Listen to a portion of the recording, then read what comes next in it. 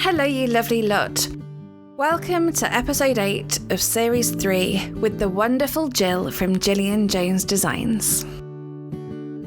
Well, I have a number of health issues which limit my ability to leave the house and also the number of hours I can work. So being able to work from home means that I can work. If I had to get up, get dressed, go to work, that would be it for the day, basically. And I'd be turning around and coming home again. So being able to work in my pyjamas and just amble to my desk when I feel like I'm able just makes a massive difference. This episode is such a refreshing look at how important running a business can be. Gill faces physical challenges most days, but works flexibly within her business and invests in having a team around her and, of course, outsourcing. This episode is so inspirational and so useful if you're running your own business. I really hope you enjoy it. Hello, Gillian, and thank you so much for joining me today. Hello, I'm very pleased to be here. I'm quite excited. Fab to meet you. We met a couple of weeks ago at the Facebook Live event, and now I get to have a good proper chat with you. So I'm sure a lot of listeners have spotted some of your lovely artwork, but for those who have missed it, please could you tell me a little bit about Gillian Jones Designs?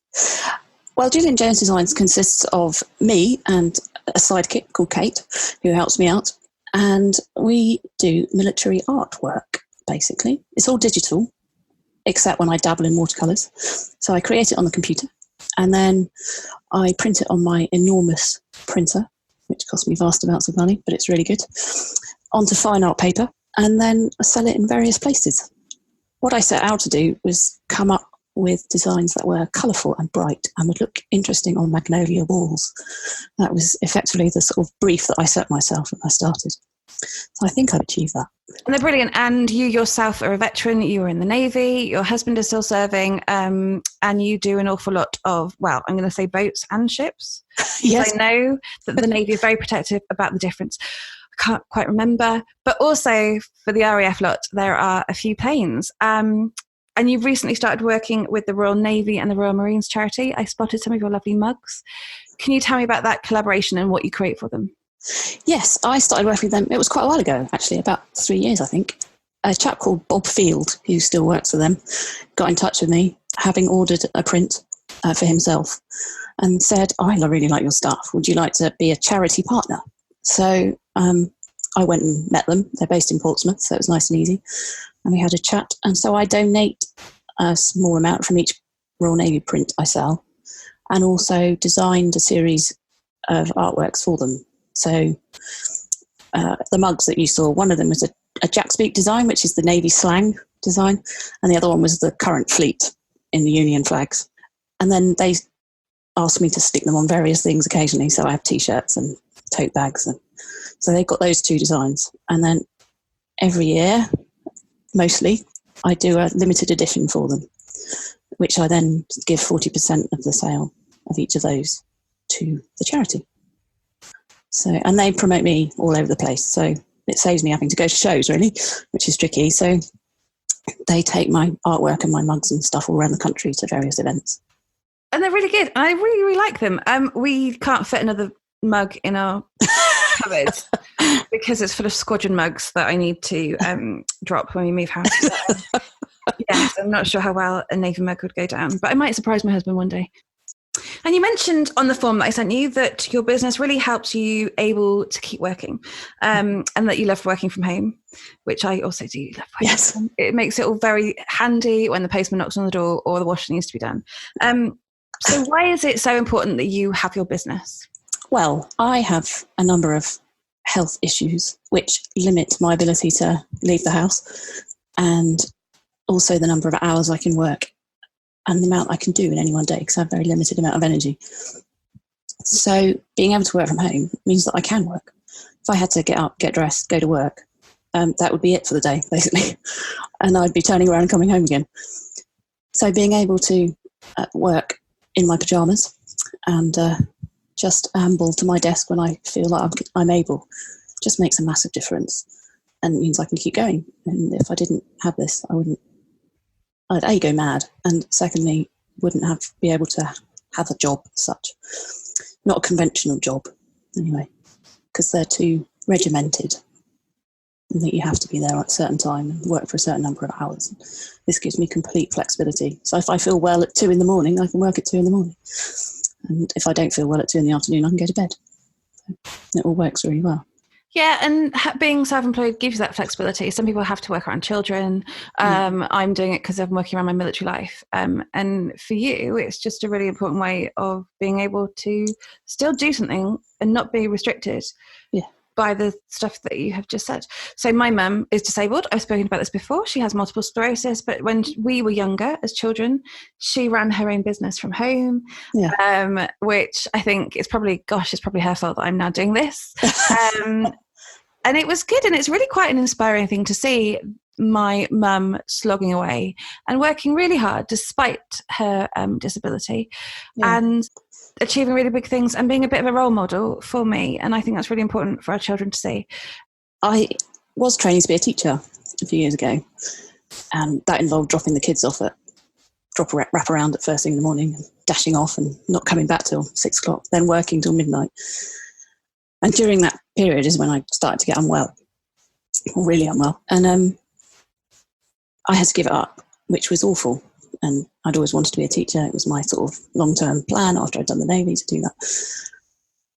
And once I kind of got over the fact that it was awful, I'm still working on it, but getting there, and decided to focus on this, I've seen so much difference in my children.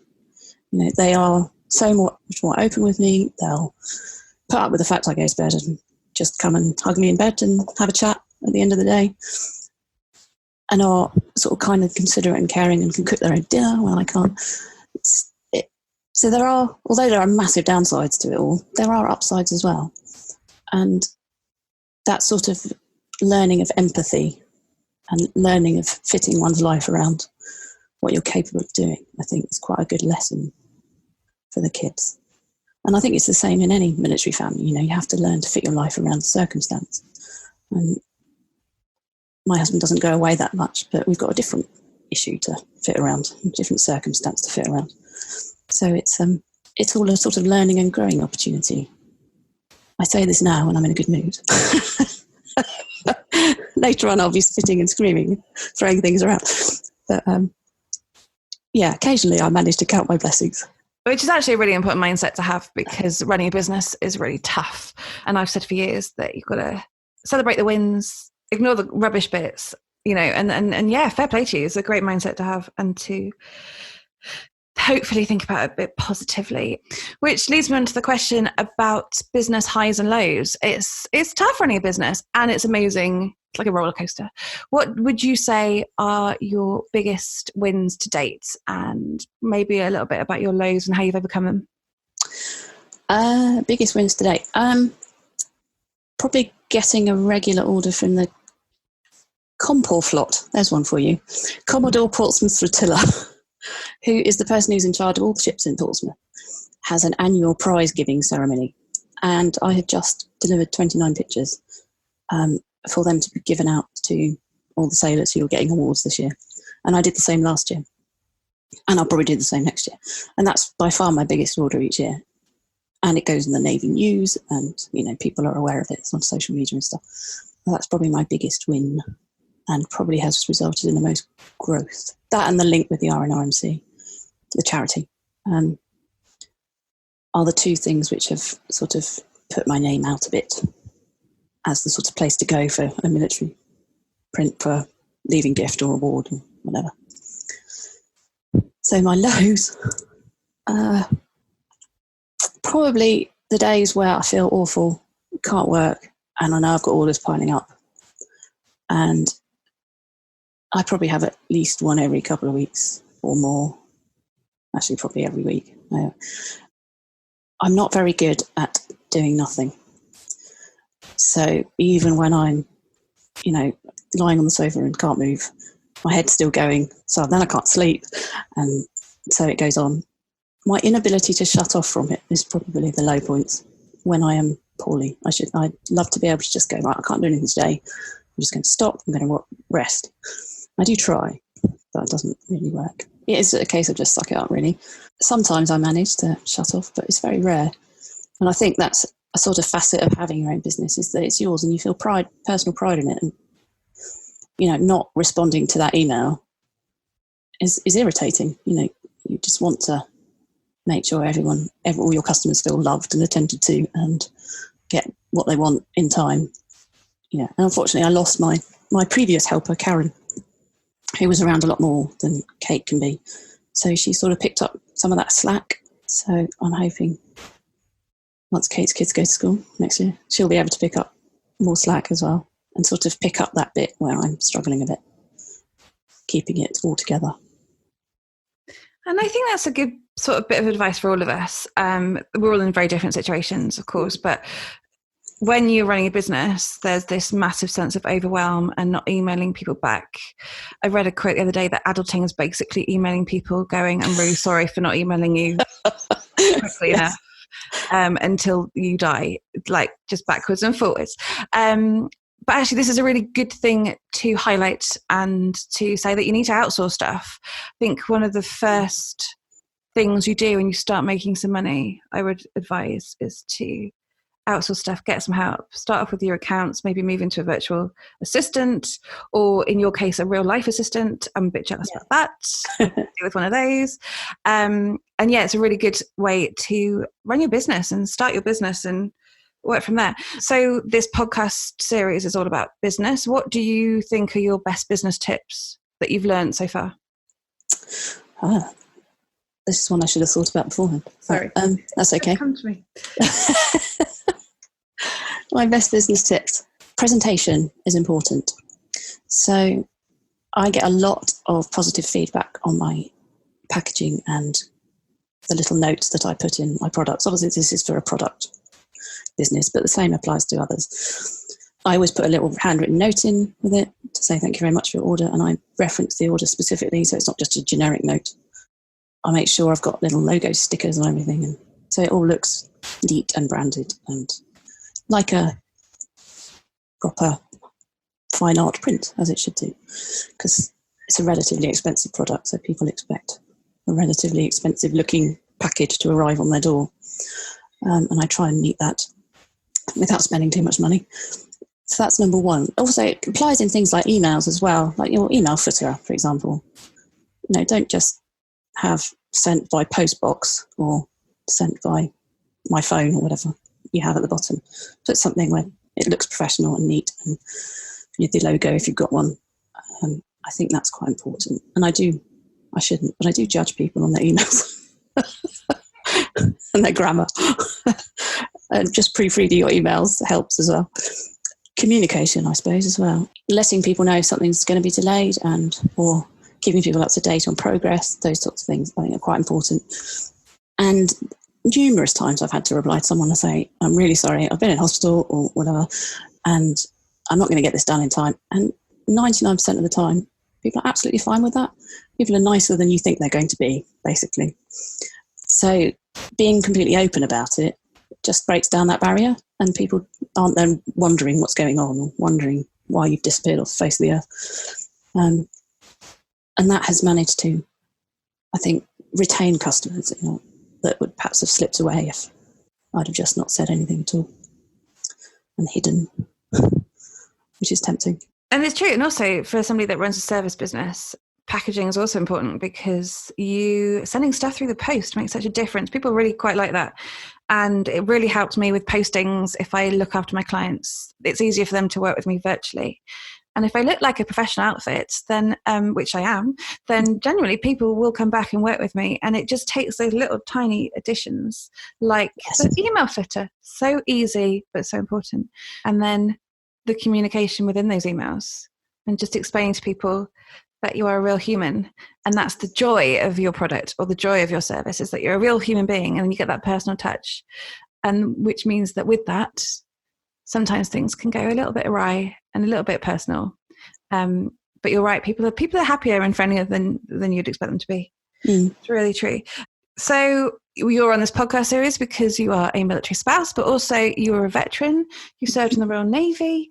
Now, I always ask this question to people that have served previously with mixed answers, but it is quite a good, honest one. So brace yourself. What was your view of the military spouse before you became one? Oh, well, I was always one, if you see what I mean. I was a military spouse when I was in the Navy. So this is an interesting tale. We actually joined the Navy together. Both had an early midlife crisis at 30, got fed up working for IBM, and applied to join the Navy, and went through AIBs together, and then joined the same day at Dartmouth. So we've always been in it together. So yeah, I've never really thought about it whilst I was serving. I just kind of was in my world of working, and married patches tend to focus around small children quite a lot of the time. And I didn't have any when I was serving. So I didn't really interact with other military wives as such, unless they were my friends who were also serving. There was quite a few of them. So it was only when I left on having children that I interacted with this mythical beast that is the military wife with no preconceptions at all. And it wasn't until someone asked me where on the patch I lived, and I realised afterwards it was to determine my husband's rank, that I first encountered this awareness of rank. But actually there was only ever one, and that long since passed. So all my military wife friends are all rank independent. It doesn't make any difference. I always say that. I get a lot of emails from people or Facebook messages or Instagram messages saying, "Hi Jess, love your podcast series. I've just found you. I'm getting married in a few months. I'm moving on to my first married patch. How do I find friends? What do I do? Help me." And I always say to them that you just go off and try all the different things, join in the different groups. You'll find the odd weird wife or the odd weird spouse. And then once you found that one, after that, you tend to find your friends. Yes. And it's worth the hassle. You just need to work your way through the odd ones to find them. Yeah, everyone's just human, aren't they? There's no great difference between a military wife and any other wife, apart from the circumstance of their husband's disappearing for 6 months at a time every now and again. We're all the same. Yeah. I mean, I don't feel any different towards my military wife friends than I do to my other friends that I had before I joined the Navy. You know, they're just friends. It doesn't make any difference to them. The only thing is I'm more likely to get a call in the middle of the night going, "Help me, my child needs to go to hospital," from a military wife than I am from a civvy wife. You know, it's a bit different, or civvy friend. Yeah, which is brilliant. I mean, it's not brilliant they're going to hospital, but it's brilliant that we can all sort of rely on each other. Yeah. And have that Insta friend thing where we just don't have to explain it to each other. Yeah. Which is just really important. Which leads me to the question that there's a massive community of military spouses running their own business. You're obviously on veteran-owned UK as well, which is a brilliant community. Are there any spouses or veterans in particular that have sort of inspired you to keep going and that you're a particular fan of? I did the ex-forces course a while ago, a couple of years ago, and one of the people on that course was Neil Holsworth of Explorer Coffees. And he was quite early on in his business at that point, but he's really sort of ploughed ahead with it. And he's just always around if I need help. So we have a sort of mutually supportive relationship in that I'll do his design work in exchange for him putting up a gazebo at a show. And the two businesses have sort of grown together. And it's nice to have someone to sort of just bounce ideas off. And he does the same with me. So I really value that sort of relationship, and that came out of the ex-forces course, which was really a helpful thing to do. Although I'd already started my business when I did it. I was really just seeing what I'd done wrong. Incest starting up. It still sort of enabled me to focus my mind a bit and pull together all the threads of business. Of my business, and be a bit more focused with it, and not try and do everything for everybody. When I studied engineering at university, and we talked a lot about management and business and stuff, but one of the things we talked about was core competencies, because the business should use its core competencies and outsource everything else, basically. So why would IBM do catering when it should just focus on computers and outsource the catering, that kind of thing? And although it's on a much smaller scale, obviously, I try and retain that sort of idea. And And doing the ex-forces course helped me pin that down, what it was that I wanted to do, and to stick with the artwork and not expand too far into other areas. And that has worked really well, actually. There's a temptation, isn't there, to try and offer everything you can offer. But that just dilutes, I think, your image and brand. Yeah, focus on your brand and focus on what you do well. Because we can all do all the things, but it doesn't mean we can do all the things well. Yeah. And that's the secret to it. Find your niche and be an expert in that field. It's a really good piece of advice. So what's the plan? Where is Gillian Jones Designs heading in the future? Well, there's plans and there's ambitions and there's dreams. They don't always mesh. At the moment, I'd like to find another person to help out. I'm not entirely sure what I want them to do yet, but I'm working on that. Probably more the admin-y stuff. That's sort of a short-term thing. Long-term, I would really love to have a sort of dedicated place, either in a gallery or a coffee shop with all my pictures on the walls. Or there's a place in Portsmouth called the Hot Walls, which is down by the harbour mouth, and it's been turned into sort of little art studios by the council, and you can rent one for a period of time, but it's only 3 years. I always think that's not really long enough to get his feet in, but something like that would be great. Have an actual studio that isn't in the house. I know I've said I love working from home, and it does make a huge difference, and it would involve vast amounts more costs and impracticalities, but, it's still a nice idea. And maybe sell Neil's coffee when I'm there. I think it's a lovely idea. Coffee and artwork. I think it would be fab. Down by the sea. Yeah. We'll have to go visit. Yeah. I'm not sure this is actually going to happen, but I keep it there in my mind as a possibility. You've got to do it. If anybody's done Susie Olivier's mindset course, then that would be one of the things that she would be making you pin to a pinboard. Think about every day, and like a long-term goal that you've got to achieve. So yes, at the end, we always do the quick-fire questions, and it would be rude not to do that. So brace yourself, Gill. Are you ready? I'm ready. Go for it. The first one is always, who would you most like to hear from on the Independent Spouse podcast? I should have been thinking about this while you were talking earlier, but I didn't. I think I would like to hear from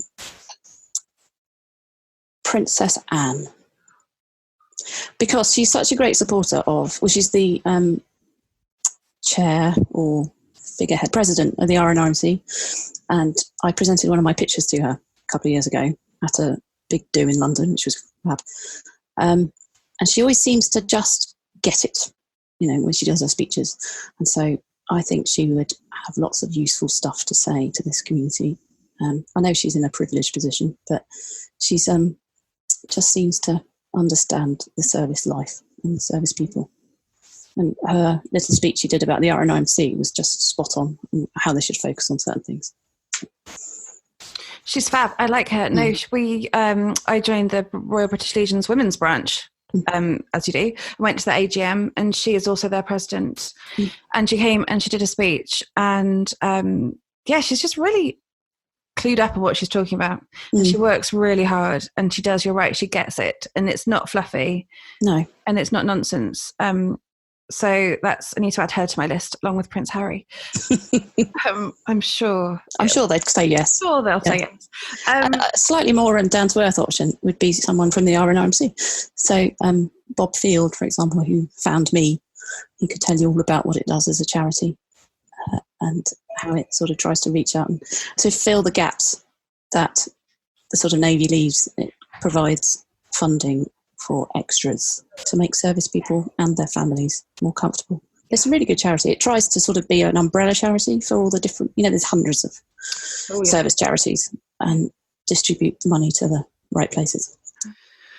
And probably really important to the Navy community as well. So I will definitely look into them because it's just interesting to see what other services are up to. And the very last one, and the quickfire questions, is what would you tell a military partner who wants to start their own business or project? Do it. Yeah. What I should say is write a business plan, but I didn't do that. I would say go on one of the courses that the various charities offer, X-Forces, and I know there's others, one at Wolverhampton, isn't there, I think? Wolverhampton University, is it? Sport the Unsung Hero. That's the one, Sport the Unsung Hero. Because they just give you that opportunity to focus your mind on what it is you really want to do and do something you want to spend your time doing. You know, it's all very well saying, I'm going to become an actuary, when you hate adding stuff up. It's looking for that niche, which can be yours. And if it doesn't work, don't cling on to it for dear life. Change your focus and do something else. Because there's no point in keeping going when it's clearly not going to work. And what is it? Some ridiculous percentage of small businesses don't pass the first 2 years. So it's not a sign of weakness or a sign of failure. It just means that wasn't the right thing. And keep trying. Yeah. And the amount of people that have done that and gone through those courses and realised that what they're doing isn't quite right and they found something even better to do. Yeah. Just shows the value of those courses. Yeah. So good bit of advice. Thank you. Thank you so much. That's all right. And that, Gill, is the end of the quickfire questions and the end of the interview. But thank you for coming to talk to me today. If I'm interested in looking at your beautiful prints or fancy a Royal Navy themed mug, where can I find you? Well, you can now get other themed mugs. I've just bought mug printing kit, so it's very exciting. It stinks, but it's very exciting. So my website is Gillian Jones Designs with an S on the end .com, and my Facebook is the same, Gillian Jones Designs. So is my Instagram, Gillian Jones Designs. My Twitter, however, is Gill A Jones, because Gillian Jones Designs is too long for Twitter. And I would recommend everybody checking you out and following you. As somebody who has a house full of plain prints that are not yours, that I have to put up every time we get posted, I would recommend everybody going to check out Gillian's stuff because it is much prettier. And I would, even as a designer, I would definitely put your stuff on my wall, and I'm quite fussy. Thank you so much for talking to me today. It has been brilliant to have a good proper natter with you, to find out more about your business, to get to know you a bit better. It's been fab. Thank you so much. You're very welcome. Thank you for having me. It's been good. Oh, another thank you to Gill for sharing your story. Do head over to see her social media and make sure you comment on her latest post. And while you're online, could I ask a little favour? Could you please go to wherever you listen to this episode and leave a review? I've got a lovely, inspirational, free digital print to send to anybody who leaves a review.